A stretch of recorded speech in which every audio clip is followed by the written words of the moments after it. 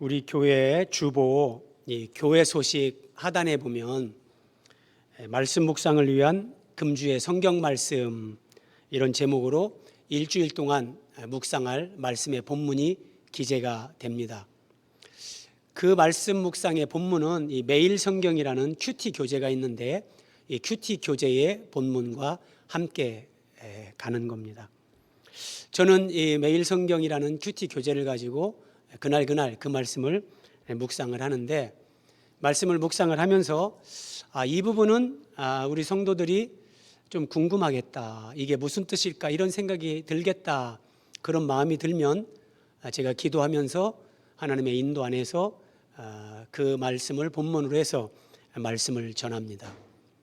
오늘 우리가 상고할 말씀은 3주 전의 말씀입니다. 교회의 여러 가지 행사로 인해서 이 말씀을 전하지 못하고 오늘 전하는데, 매일 성경은 지금 요한계시록을 묵상합니다.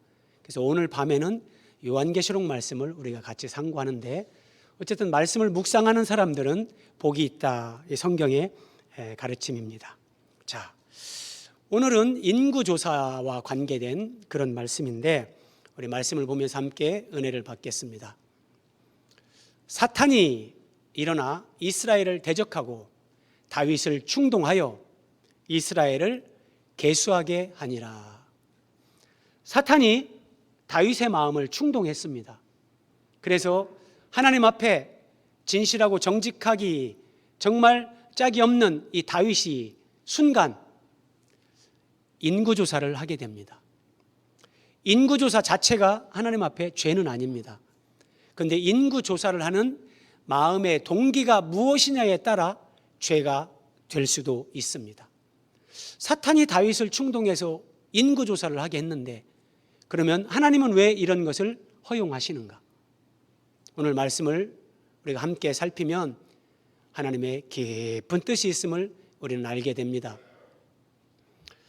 다윗이 군대 장관 요압과 백성의 지도자들에게 브엘세바에서 단까지 이스라엘을 계수하라, 브엘세바에서 단까지, 우리식으로 얘기하면 할라에서 백두까지, 이런 말입니다.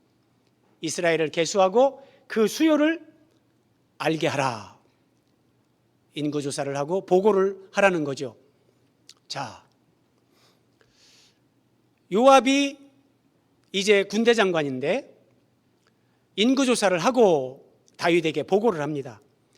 이스라엘 중에 칼을 뺄 만한 자가 110만 명이요, 유다 중에 칼을 뺄 만한 자가 47만 명이라 이스라엘 남과 북을 인구조사를 한 겁니다.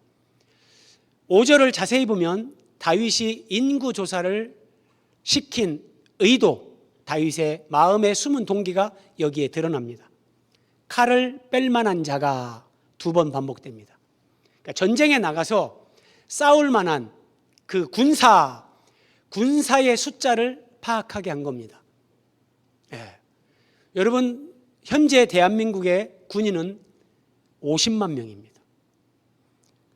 이스라엘의 영토는 우리나라의 경상북도보다 조금 더 큽니다. 그런데 그 이스라엘이 다윗 시대 때 얼마나 그 풍성함을 누렸는지, 남쪽 유다 백성 중에 칼을 뺄 만한 자가 47만, 북쪽 이스라엘 중에 110만, 합 157만 명이었습니다. 그것도 레위 지파와 베냐민 지파를 제외하고요. 군대 장관 요압이 하나님 앞에 이런 인구조사를 하면 이거는 죄를 짓는 건데, 그래서 요압이 마음이 상해서 다윗에게 보고를 하면서 레위 지파와 베냐민 지파 숫자를 빼서 조금 더 숫자를 줄여서 보고를 한 겁니다. 그런데도 157만 명입니다. 대한민국이 현재 모든 군인이 50만 명이라고 하면 이 숫자가 얼마나 많은지 우리가 짐작할 수 있습니다. 다윗이 하나님의 은혜로 나라가 강성해지고 모든 면에서 성장, 발전, 그 부유함을 누리면서 한순간 사탄이 충동하면서 마음이 교만해진 겁니다. 하나님을 나의 힘으로 삼던 다윗이 우리의 이 군사력을 파악해서 내가 정말 사람들에게 자랑도 하고 싶고 그 군사력을 과시하고도 싶었던 겁니다. 그래서 사탄이 그런 다윗의 마음을 놓치지 않습니다.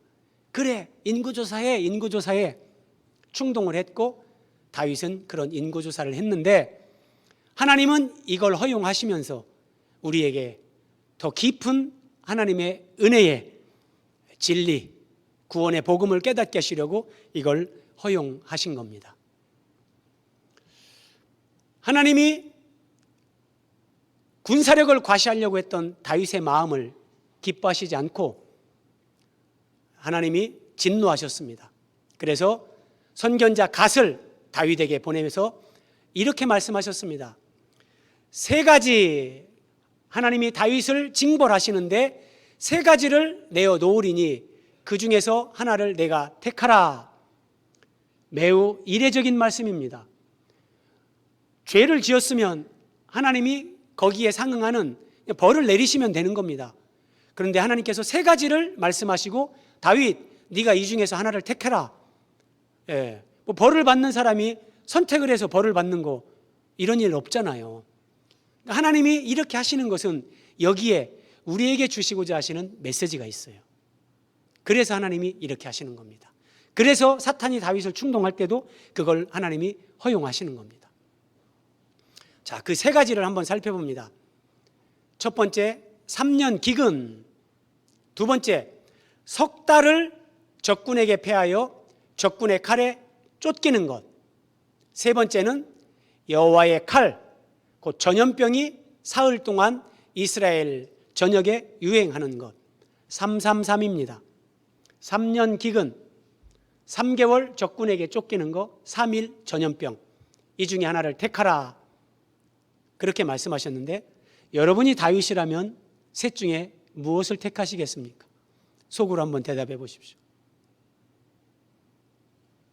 대답하셨습니까? 뒤에서 한번 확인하겠습니다. 하나님이 이렇게 하실 때는 깊은 뜻이 있습니다. 자, 다윗은 하나님의 마음을 알았습니다. 그래서 다윗이 이렇게 말합니다. 여호와께서는 긍휼이 심히 크시니. 자, 긍휼, 성경에 자주 나오는 단어입니다. 어떤 때는 이 두 가지 단어를 쓰는데 오늘 이 본문에서는 라함이라는 단어를 씁니다. 그 의미가 태아를 품고 있는 어머니의 자궁, 이런 의미입니다. 어떤 의미냐면 태아를 품고 있는 그 어머니는 그 모성애가 발동을 하면 자기의 목숨을 잃는 것도 두려워하지 않고 태아를 위해, 자녀를 위해 어머니는 자기 몸을 던집니다. 아이를 구하기 위해 덤프트럭이 달려오고 있지만 내 아이를 구하기 위해 두려워하지 않고 거기에 뛰어드는 것이 이 모성애입니다. 하나님이 이런 긍휼하심, 하나님은 우리를 향한, 우리를 불쌍히 여기시는 이런 긍휼의 마음이 크시니 다윗이 이 하나님의 마음을 아는 거예요. 내가 여호와의 손에 빠지고 사람의 손에 빠지지 아니하기를 원하나이다. 이렇게 말했습니다. 그러면 세 가지 징벌 중에 다윗은 어떤 것을 선택한 걸까요? 다윗은 1번, 2번, 3번 중에 몇 번 이렇게 말하지 않습니다. 그런데 하나님은 다윗이 이렇게 고백한 이 말의 의미가 뭔지 하나님은 다 아십니다. 하나님과 다윗이 주고받는 무언의 대화가 이 본문 행간에 담겨 있습니다. 자, 분명히 다윗은 1번, 2번, 3번 말하지 않았습니다. 그런데 하나님은 그 의미가 3번이라는 것을 아시고 여호와께서 이스라엘 백성에게 전염병을 내리심에 이스라엘 백성 중에서 죽은 자가 7만 명이었더라. 여호와는 긍휼이 크시오니 내가 여호와의 손에 빠지고 사람의 손에 빠지지 아니하기를 원합니다. 다윗은 이렇게 얘기했어요. 그런데 하나님은 세 번째 3일 전염병을 이스라엘 백성 중에 전염병으로 이스라엘 백성들을 치셨어요. 다윗이 고백한 그 말의 의미가 전염병을 선택하시라는 거라는 걸 하나님은 아신 거죠. 그러면 여호와의 긍휼과 전염병이 어떻게 연결이 되는가? 그 상관관계를 우리는 이해를 해야 이 말씀의 의미가 풀리는 겁니다. 자, 출애굽기 30장에 이 말씀을 해석하는 단서가 있습니다. 여러분, 성경을 해석할 때 성경은 성경으로 해석을 합니다. 이게 성경 해석의 기본적인 원리입니다. 이 말씀이 만약 없었다면 우리는 다윗이 한 말이 왜 전염병인가 해석할 길이 없는데 이 말씀 때문에 그 해석이 가능해집니다. 여호와께서 모세에게 이르시되 네가 이스라엘 자손의 수요를 조사할 때에, 이스라엘이 인구 조사를 할 때 하나님이 이미 말씀하셨어요. 근데 여러분, 구약의 이스라엘은 이제 신약 예수님이 오신 이후에는 구약의 이스라엘은 구약의 광야 교회였죠. 자, 이것은 예수 그리스도 안에서 예수님을 믿는 신약의 교회, 그리스도인들을 가리키는 거예요.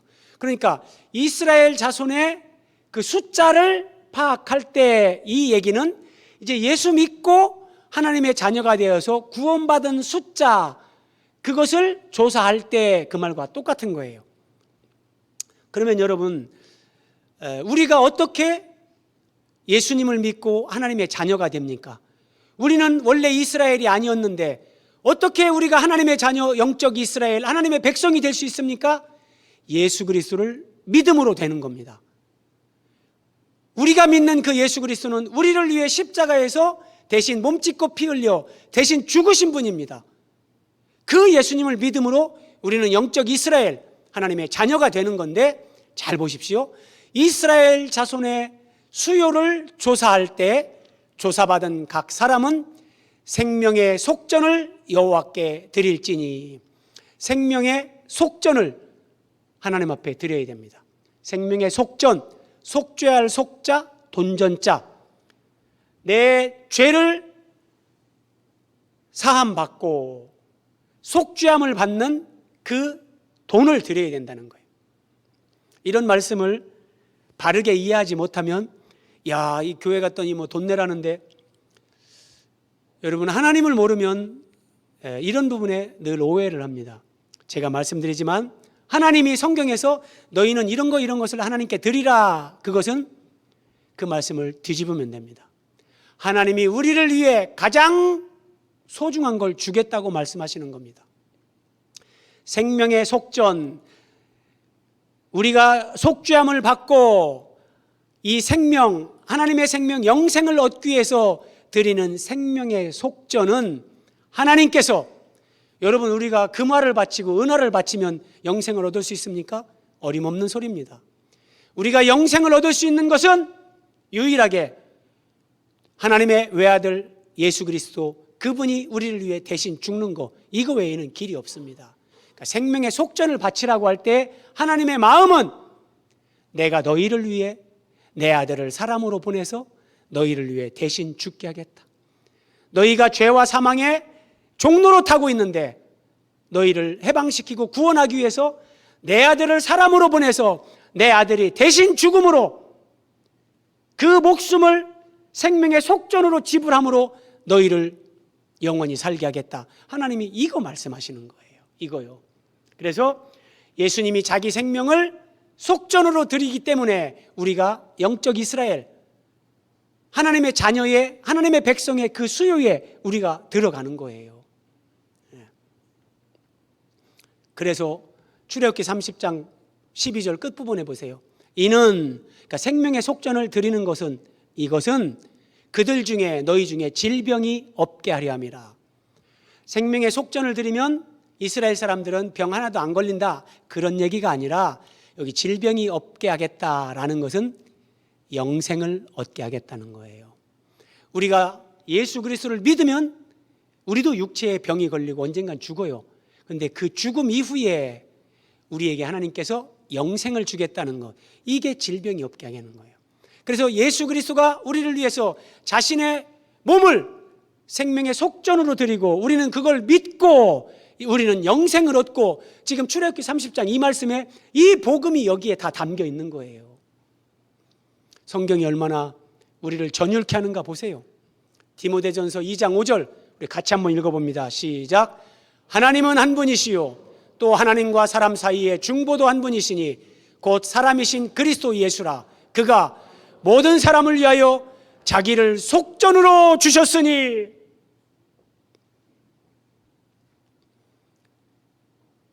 저는 이런 말씀 보면 심장이 떨리고 눈물이 납니다. 하나님이 출애굽기 30장에 모세에게 말씀하신 것은 지금부터 3,500년 전에 하신 말씀입니다. 그리고 그 말씀을 모세에게 주시고 1,500년이 지나서 예수님이 이 땅에 하나님의 아들이 사람의 몸을 입고 오셨습니다. 그래서 사람이신 그리스도 예수라 그래요. 하나님과 사람 사이의 유일한 중보자, 하늘과 땅을 연결하시고 죄인과 하나님을 화목하게 하시는 유일한 중보자, 사람으로 오신 예수님, 그분이 모든 사람을 위하여, 모든 죄인들을 위하여 자기를 속전으로 주셨다. 하나님은 모세에게 생명의 속전을 바치라고 할 때 이것을 마음에 염두에 두시고 하신 말씀이란 말이에요. 여러분, 예수를 믿고 우리가 헌신하고 충성하는 거, 그거 인위적으로 안 됩니다. 목회자가 강요한다고 되는 게 아닙니다. 이 하나님의 말씀으로 이런 하나님의 사랑, 하나님의 긍휼, 자비와 은혜를 깨닫고 예수님이 나를 위해서 저렇게 십자가에서 나를 위하여 자기의 몸을 속전으로 주셨다, 이런 은혜를 깨닫는 사람들은 그 은혜 안에서 감격하며 자원함으로 충성하고 헌신하고 자기의 삶을 드리는 겁니다. 다윗은 이걸 알았습니다. 다윗은 예수님보다 1000년 전에, 지금부터 3000년 전에 실존했던 인물입니다. 그 다윗이 시편 40편을 기록하는데 주께서 내 귀를 통하여 내게 들려주시기를, 하나님께서 다윗의 귀에 이 복음을 가르쳐 주십니다. 다윗, 너 잘 들어라. 내가 제사와 예물을 기뻐하지 않는다. 번제와 속죄제를 내가 요구하지 않는다. 여러분, 이 말씀은 혁명적인 말씀입니다. 구약시대 때 예수님이 오시기 전에 사람들이 죄 용서를 받고 하나님 앞에 나아갈 수 있는 유일한 길이 제사입니다. 내 대신 양을 잡고 소를 잡아서 제사를 드리면서 내 죄를 용서받는 건데, 이 제사 제도를 말씀하신 분이 하나님입니다. 근데 그 하나님이 다윗에게 가르쳐 주셨습니다. 나는 제사와 예물, 제물을 나는 기뻐하지 않는다. 나는 번제, 속죄제, 화목제, 이런 제사를 내가 요구하지 않는다. 혁명적인 말씀입니다. 이 의미를 모르는 사람들은 종교적으로, 습관적으로 양 잡아서, 소 잡아서 늘상 제사만 드립니다. 제사가 본질이 아닙니다. 양을 죽이고 소를 죽일 때 그 제물의 의미가 뭐냐? 하나님의 아들이 사람이 돼서 이 땅에 오셔서 우리의 죄를 다 짊어지고 하나님이 나를 위해 대신 죽는다. 그래서 예수님을 가리켜 보라, 세상 죄를 지고 가는 하나님의 어린 양이로다. 다윗, 나는 제사와 예물을 기뻐하지 않아. 나는 번제와 속죄제를 요구하지 않아. 다윗, 내가 너희에게 이런 제사를 말하고 요구한 것은 내 아들이 너희를 위해 이렇게 대신 죽으면서 자기 몸을 생명의 속전으로 그렇게 드릴 거야. 내 아들 예수의 생명의 속전으로 너희는 영생을 얻는다. 그래서 나는 그것을 모형과 그림자로 보여주는 그 제사나 그 제물을 내가 실제는 기뻐하는 게 아니고 내 아들이 바로 그것의 실체야, 이걸 가르쳐 준 거예요. 히브리서 10장 5절 보십시오. 그러므로 주께서 세상에 임하실 때, 예수님이 이 땅에 오실 때 하나님이 제사와 예물을 원하지 아니하시고, 시편 40편 6절 다윗의 시를 인용하는 겁니다. 하나님이 제사와 예물을 원하지 아니하시고 오직 나를 위하여 하나님은 한 몸을 예비하셨도다. 한 몸입니다. 이 몸은 짐승을 가리키는 게 아니라 하나님의 아들이 사람의 몸을 입고 오시는, 예수님이 성육신 하시는 그 한 몸을 얘기하는 겁니다. 하나님은 제사와 예물을 우리에게 요구하시는 것이 아니라 그것이 예표하는 바 예수 그리스도를 사람으로 이 땅에 보내셔서 그 예수님이 자기 몸을 우리의 구원을 위해 생명의 속전으로 드리는 것, 이것을 처음부터 끝까지 계획하시고 그것을 이루어 오신 분입니다. 다윗은 이걸 알았어요. 이거를요. 그래서 다시 보십시오. 하나님이 세 가지 중에 하나를 택하라. 첫 번째 3년 기근, 두 번째 석 달 동안 적군의 칼에 쫓기는 것, 세 번째 여호와의 칼, 곧 전염병이 사흘 동안 유행하며 여호와의 천사가 이스라엘 온 지경을 멸하는 것. 자, 여러분 세 번째를 잘 보십시오. 세 번째에 여호와가 두 번 나옵니다. 여호와는 언약의 하나님, 일방 언약, 쌍방 언약이 아니라 하나님이 홀로 우리에게 이렇게 우리를 구원하겠다고 약속하시고, 사람들이 그 언약에 어떻게 반응하든지 거기에 관계없이 하나님 홀로 자기가 맹세하신 것을 지키시면서 우리에게 구원을 이루어 주시는 하나님, 이게 여호와란 말이에요. 여호와의 칼, 그냥 전염병이라고 해도 될 건데 여호와의 칼, 곧 전염병 이러는 거예요. 그리고 여호와의 천사가, 하나님은 여기에서 하나님이 맹세하시고 언약하신 그 구원을 이루어 가신 하나님, 이걸 드러내는 거예요. 어떤 의미냐? 왜 전염병을 여호와의 칼이라고 하냐? 여호와의 칼로 죄인을 쳐야 되는 겁니다. 다윗을 치고 죄인들을 쳐야 되는데 여호와의 칼로 우리 대신 하나님의 아들을 치는 겁니다. 이게 하나님의 긍휼하심입니다. 다윗은 이 하나님의 마음을 알았어요. 그래서 여호와는 긍휼이 심히 크시니 내가 여호와의 손에 빠지고 사람의 손에 빠지지 아니하기를 원합니다. 그게 바로 이 하나님은 우리 대신 자기 아들을 사람으로 보내서 대신 죽게 함으로 우리를 구원하실 걸 다윗은 알았기 때문에 그렇게 얘기했을 때 하나님이 전염병으로 이스라엘을 치신 거예요. 자, 7만 명이 죽었습니다. 7만 명이 죽었는데 다윗은 뭐라고 했습니까? 여호와는 긍휼이 크시니, 우리를 불쌍히 여기는 마음이 너무나 크고 깊은 하나님. 7만 명이 죽었는데 하나님의 크신 긍휼이라고 할 수 있는가? 이해를 하면 그 고백이 나옵니다.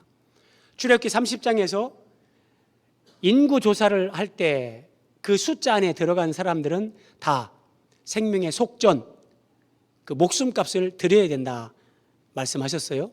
그러면서 이는 그들 가운데 질병이 없게 하려 함이라. 그러니까 생명의 속전을 드리지 않으면 병으로 다 죽는 거예요. 예수 그리스도를 믿고 우리가 구원받지 못하면 어차피 인생은 죽고 다 영원한 멸망에 떨어지는 거, 그걸 말씀하시는 거예요. 그러면 157만 명이 인구조사 가운데 이제 조사가 됐는데 157만 명에 대해서 다윗은 생명의 속전을 드리지 않았습니다. 그러면 율법대로 하면 157만 명은 다 죽어야 됩니다. 그런데 하나님께서 7만 명을 죽이시고 150만 명을 죽이지 않았습니다. 7만 명이 죽은 것은 반대로 150만 명이 구원을 받은 겁니다. 이것이 긍휼이 크신 하나님. 여러분, 어떤 면에서 더 착하게 살고 선하게 사는 사람 예배당 밖에도 있습니다. 그런데 하나님은 오직 예수 그리스도의 십자가, 그 구속의 은혜, 이 복음을 믿는 자들에게만 구원을 베푸십니다.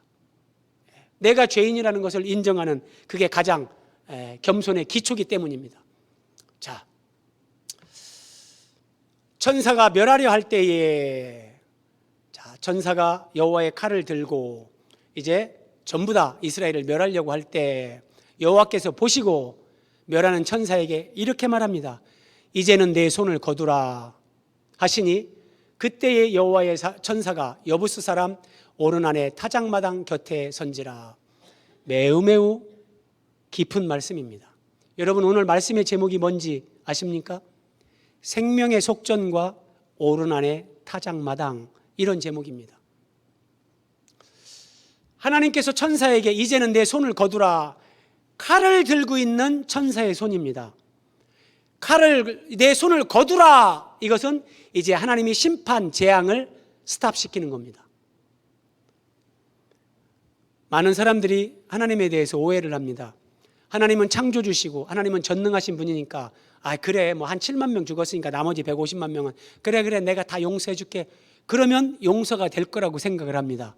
그렇지 않습니다. 하나님은 두 가지 대표적인 속성을 가지고 계신데, 첫 번째 공의의 속성. 하나님은 공의의 하나님이십니다. 쉽게 얘기하면 이 선악과를 먹으면 너희는 반드시 죽는다. 선악과를 먹었으면 반드시 죽어야 됩니다. 이게 하나님의 공의입니다. 예를 들어 사탄이 이러는 거예요. 하나님이 죄를 지면 그 결과는 죽음이라고, 죄의 삭은 사망이라고 하나님이 법을 정하셨는데 하나님 왜 법대로 안 하십니까? 그러면 하나님은 아무 말도 못 하십니다. 하나님은 전능하시고 완전하시지만 자기의 속성을 위배하면서 그렇게 못 하십니다. 또 하나, 하나님은 사랑의 하나님이십니다.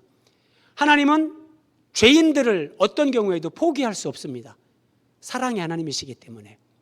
그래서 이 두 가지 하나님의 공의와 사랑이 충족될 때 하나님의 구원이 나타나는 건데, 자, 천사에게 심판의 칼을 이제 거두라 말씀하신다는 것은 하나님의 공의가 충족됐다는 거예요. 그렇지 않고는 안 돼요. 하나님은 마음대로 그래 네 죄 없는 걸로 해줄게 이렇게 못하세요. 우리는 죄가 있기 때문에 거짓말도 하고 그렇게 하면 안 되는 것도 하지만, 하나님은 거룩하시고 선하시고 의로우신 분이라 하나님은 하나님의 말씀을 스스로 하나님이 위배하실 수가 없습니다.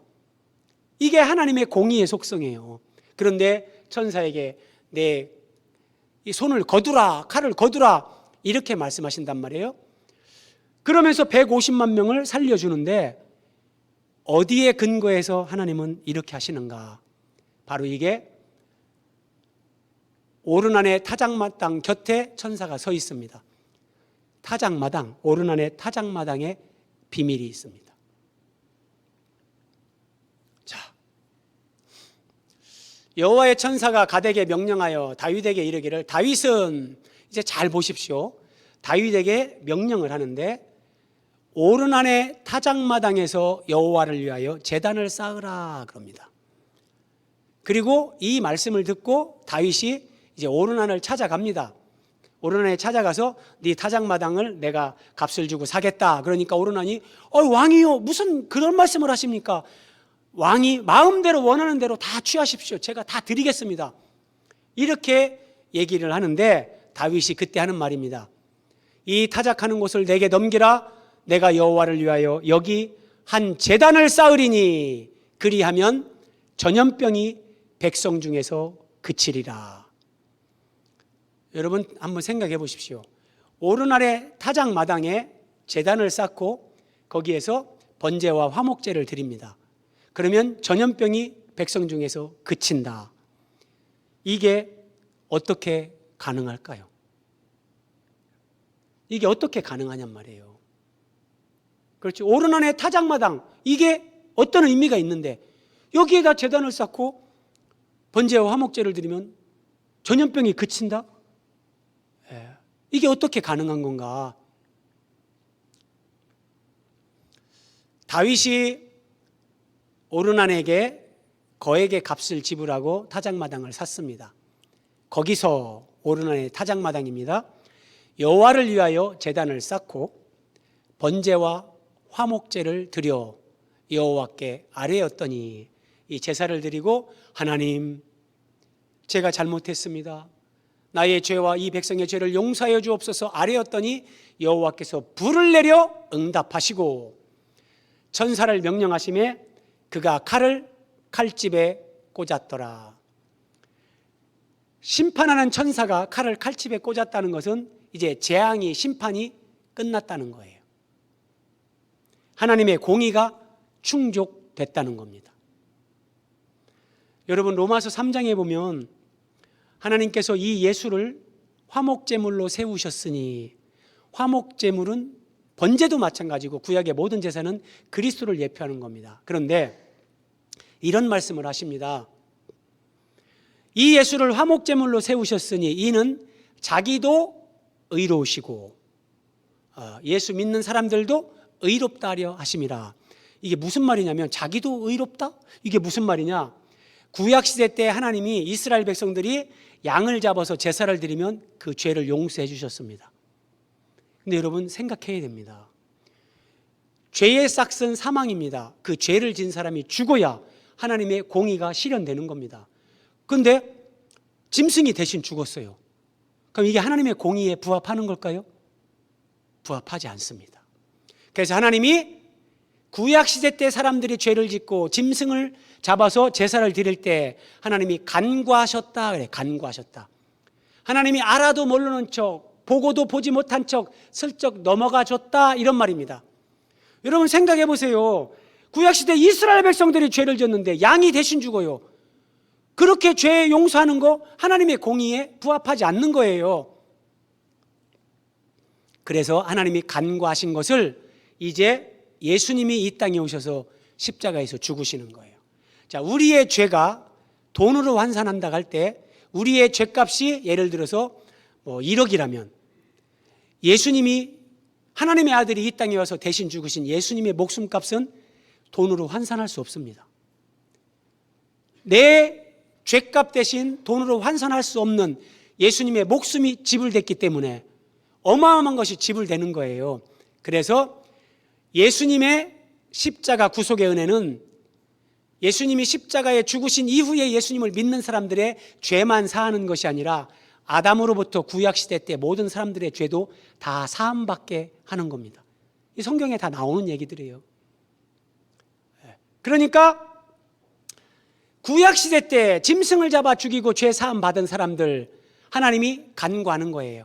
살짝 그냥 넘어가 줬는데 이제 그래서 하나님도 찜찜한 거예요. 원래 이렇게 하면 안 되는데, 근데 살짝 넘어가 주시고, 그리고 예수님이 오셔서 한 번에 십자가에서 생명의 속전으로 예수님이 자기 몸을 드렸을 때 모든 사람들의 죄에 대한 값이 다 지불되고도 남는 거예요, 예수님이. 그래서 하나님이 자기도 의롭다. 그래, 내가 구약시대 때 짐승으로 너희를 용서했지만 이제 나는 의롭다. 내 아들 예수가 그 값을 다 지불했다. 그런 얘기예요. 자, 한번 보십시오, 여러분. 그러면 오르난의 타작마당에 제단을 쌓고 번제와 화목제를 드리는 것과 전염병에 그치는 것과 어떤 상관관계가 있는가? 여러분, 아브라함에게 하나님이 이삭을 번제로 바치라 말씀하신 거 다 기억할 겁니다. 모리아 땅 한 산, 거기서 그를 번제로 드리라, 하나님 이렇게 말씀하셨습니다. 그래서 줄여서 모리아 산 그럽니다. 여러분, 이 모리아 산이 어디에 있는지 아십니까? 이 모리아 산이 예루살렘에 있습니다. 그러니까 예루살렘에 가는 겁니다. 이 말씀이 어떻게 발전하고 성취가 되는가 보십시오. 역대하 3장 1절, 솔로몬이 예루살렘 모리아 산에 여호와의 전 건축하기를 시작하니, 솔로몬이 성전을 건축하는데 그게 바로 모리아 산 건축하는데, 모리아 산 어디냐? 그곳은 여호와께서 다윗에게 나타나신 곳이요 오르난의 타작마당에 다윗이 정한 곳이라. 저는 처음에 이런 말씀을 깨달을 때 정말 몸에 소름이 돋습니다. 정말 하나님의 말씀은 완전하고 정말 위대하고, 여러분, 아브라함과 솔로몬은 1000년 이상의 시간적인 갭이 있습니다. 그런데 아브라함에게 지금부터 4000년 전 아브라함에게 이삭을 모리아 산에 가서 번제로 드리라고 하신 하나님께서 지금부터 3000년 전 다윗에게 오르난의 타작마당을 지정하시고, 그래서 거기를 돈을 주고 사게 해서 거기다 제단을 쌓고 번제와 화목제를 드리겠는데, 솔로몬이 성전을 건축한 곳이 바로 거기입니다.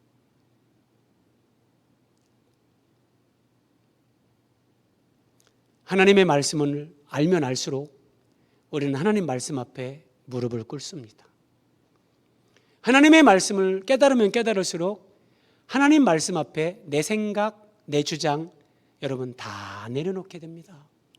우리의 생각, 우리의 뜻은 다 한계가 있고 한쪽으로 치우쳐 있지만, 하나님은 전능하시고 완전하신 분, 4000년 전에, 3000년 전에, 2000년 전에 이것을 그대로 다 이루신 하나님. 그래서 말씀을 따라 사는 것이 가장 영광스럽다는 것을 알기 때문에 이제는 밥으로 살지 않고 돈으로 살지 않고 여호와의 입에서 나오는 말씀으로 사는 사람이 되는 겁니다. 이삭을 번제로 바치라고 한 곳, 다윗이 제단을 쌓고 번제와 화목제를 드린 곳, 그래서 전염병이 그친 그곳, 솔로몬이 성전을 건축한 곳, 다 동일한 장소입니다. 그러면 이게 어떤 의미냐? 이게 다 예수 그리스도를 예표하는 거예요. 솔로몬이 건축한 성전이 뭡니까? 예수는 성전된 자기 육체를 가리켜 말씀하신 것이라. 이 성전을 헐라 내가 사흘 만에 일으키리라. 성전된 자기 육체, 솔로몬의 성전, 모세의 성막, 예수님이 사람의 몸을 입고 이 땅에 오시는 것, 그것에 대한 모형과 그림자입니다. 그리고 그 솔로몬 성전에서 제사가 드려집니다. 거기서 드려지는 모든 제사의 제물은 예수 그리스도를 예표하는 겁니다. 예수님이 사람의 몸을 입고 와서 우리를 위해 번제로, 화목제로, 속죄제로 하나님 앞에 드려질, 우리를 위해 자기 몸을 생명의 속전으로 드릴 예수 그리스도에 대한 다 모형과 그림자입니다. 이삭은 누굽니까? 아브라함의 아들입니다. 예수님은 누굽니까? 아브라함과 다윗의 자손 예수 그리스도. 이 모든 것이 하나님의 아들 예수 그리스도께서 우리를 위해 대신 죽으시고 우리를 구원하기 위해 예수님이 자기 몸을 생명의 속전으로 지불하실 것, 이것을 보여주는 장소요, 제사요, 이삭이었던 겁니다. 그것의 실체 예수 그리스도. 하나님은 이걸 염두에 두시고 여기에 제단을 쌓고 번제와 화목제를 드리라. 다윗은 이걸 알았어요. 그러면 전염병이 그친다. 무슨 말입니까? 하나님의 아들이 우리 대신 죽으시고 우리는 그 하나님의 아들을 믿는 믿음으로 말미암아 이제 질병과 사망과 사탄과 죄의 종에서 벗어나서 우리는 하나님의 생명, 영원한 생명을 누리게 된다. 다윗이 이걸 알았던 겁니다. 그래서 여호와는 긍휼이 크시니, 이 모성의 죄인들을 포기하지 않는 이 아버지의 사랑, 나는 이 하나님의 손에 빠지고 사람의 손에 빠지지 않길 원합니다. 하나님이 전염병으로 치셨지만 결국은 이 예수 그리스도를 예표하는 이 제단과 번제, 화목제로 전염병이 그치게 됐다. 하나님은 이걸 계시해 주는 겁니다. 자, 끝부분에 하나만 더 생각해 보겠습니다. 다윗이 거기서 여호와를 위하여 제단을 쌓고 번제와 화목제를 드렸다 그럽니다. 그런데 천사를 명령해서 그가 칼을 칼집에 꽂았다. 그러니까 16절에 보면 천사가 칼을 빼들고 있어요. 이스라엘을 다 치기 위해서 칼을 빼들고 있는데 분명히 다윗은 전염병을 선택했습니다. 그렇죠? 그럼 전염병이면 예를 들어 다윗이 3개월 동안 적군에게 쫓기는 거다. 그러면은 천사가 칼을 들고 있다. 그래도 대충 뭐가 연결이 된단 말이에요. 그런데 3일 동안 전염병을 선택했단 말이에요. 전염병인데 천사가 뭐 칼을 들고 전염병을 뭐 그렇게 유행하게 하고, 그게 아니잖아요. 전염병을 선택했는데 하나님은 왜 천사가 칼을 들고 있게 했는가? 칼을 들고. 성경은 하나하나가 참 깊습니다. 보십시오, 여러분. 역대상 21장 26절을 보십시오. 다윗이 제단을 쌓고 번제와 화목제를 드렸다. 그리고 27절에 천사가 칼을 칼집에 꽂습니다. 번제와 화목제가 드려지고 천사가 칼을 칼집에 꽂습니다. 무슨 말이냐? 천사가 가졌던 이 칼로 번제와 화목제로 드려지는 그 제물의 목을 친 겁니다. 실제 그렇다는 것이 아니라 의미적으로 그렇다는 거예요. 그래서 번제와 화목제가 드려진 후에 칼집을 천사가 칼에 꽂는 거예요. 그러면 이게 무슨 말입니까?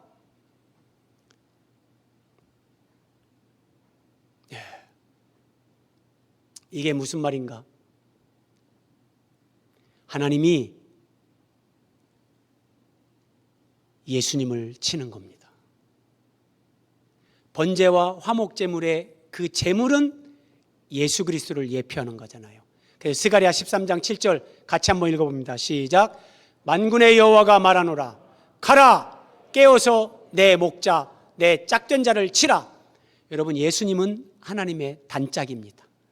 하나님의 유일하신 아들. 그래서 하나님이 사랑하시는 내 짝 그럽니다. 그리고 예수님은 나는 선한 목자다. 여호와는 나의 목자시니.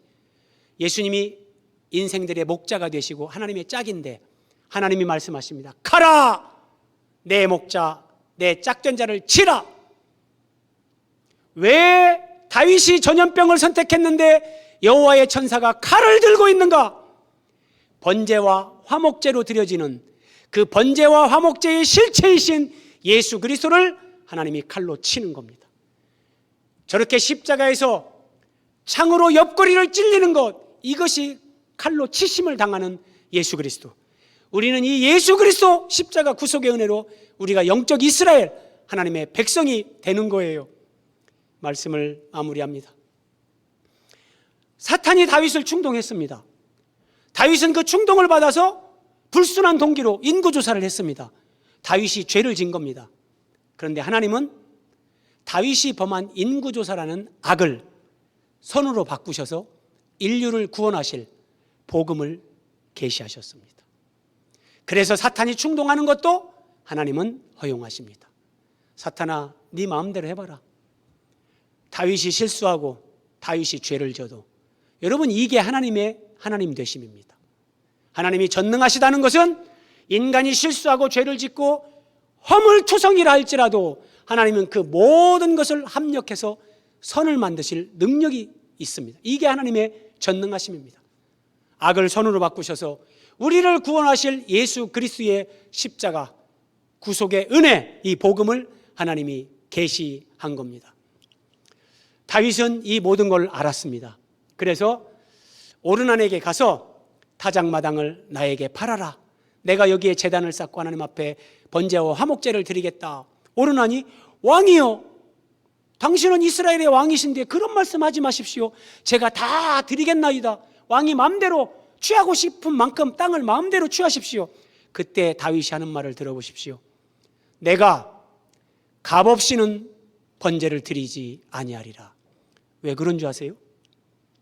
하나님이 우리의 죄를 용서해 주시고 하나님이 우리를 구원하시기 위해 하나님은 당신의 아들을 사람으로 세상에 보내시고 그 아들을 십자가에 죽게 하는 그 값을 지불하고 우리를 구원하시는 것을 다윗은 알았습니다.